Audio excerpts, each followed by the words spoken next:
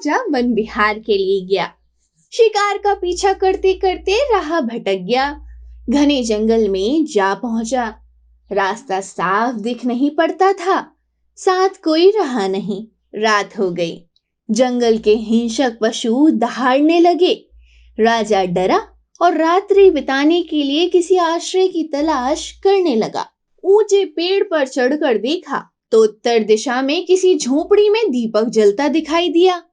राजा उसी दिशा में चल पड़ा और किसी वनवासी की झोपड़ी में जा पहुंचा।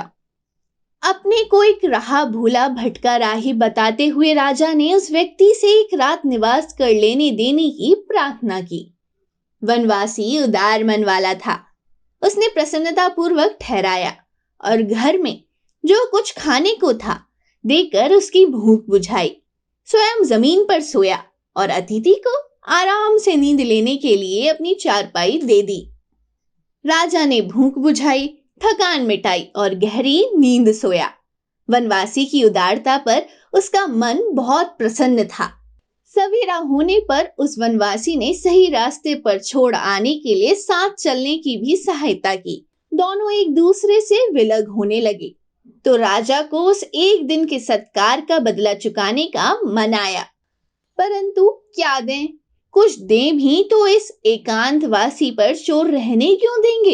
इसलिए ऐसी भेंट देनी चाहिए जिसके चोरी होने का डर भी नहीं और आवश्यकता अनुसार उसमें से आवश्यक राशि उपलब्ध होती रहे। उसी जंगल में राजा का एक विशाल चंदन उद्यान था। उसमें बढ़िया चंदन के सैकड़ों पेड़ थे। राजा ने अपना पूरा परिचय वनवासी को दिया और अपने हाथ से लिखकर उसे चंदन उद्यान का स्वामी बना दिया। दोनों संतोष पूर्वक अपने अपने घर चले गए। वनवासी लकड़ी बेचकर गुजारा करता था। इसने लकड़ी का कोयला बनाकर बेचने में कम श्रम पड़ने तथा अधिक पैसा मिलने की जानकारी प्राप्त कर ली थी। वही रीति नीति अपनाई। पेड़ अच्छे और बड़े थे, आसानी से कोयला बनने लगा। उसने एक के बजाय 2 फेरी निकट के नगर में लगानी आरंभ कर दी ताकि दूनी आमदनी होने लगे। वनवासी बहुत प्रसन्न था। अधिक पैसा मिल जाने पर उसने अधिक सुविधा सामग्री खरीदनी आरंभ कर दी और अधिक मौज से रहने लगा। 2 वर्ष में चंदन का प्रायः पूरा उद्यान कोयला बन गया। एक ही पेड़ बचा।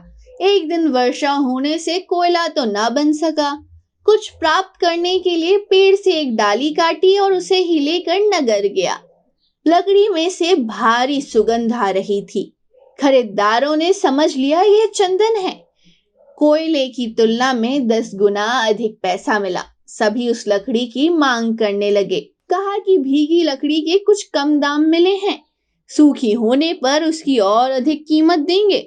वनवासी पैसे लेकर लौटा और मन ही मन विचार करने लगा, यह लकड़ी तो बहुत कीमती है। मैंने इसके कोयले बनाकर बेचने की भारी भूल की।